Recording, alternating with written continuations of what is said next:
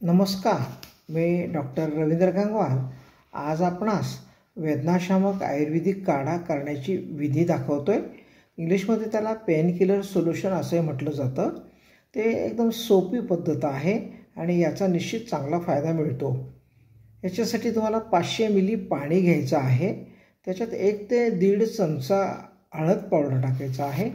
5 मिरे थोडे कुटून टाकायचे आहेत।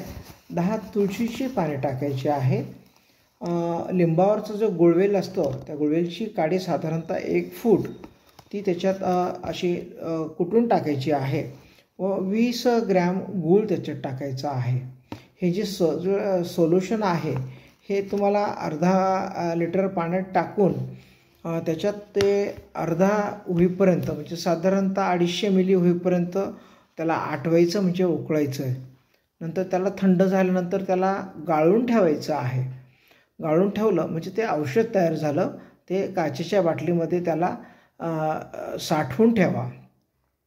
20 मिली सकाळी आणि 20 मिली संध्याकाळी जर तुम्ही नियमित घेतलं तर शरीरातील कुठल्याही वेदना तुमच्या हळूहळू निश्चित कमी होतील। याचा चांगला अनुभव आहे। माझं जीवन क्लिनिक ट्रीटमेंट जे चॅनल आहे त्याला तुम्ही सबस्क्राईब करा व शेअर करा। धन्यवाद।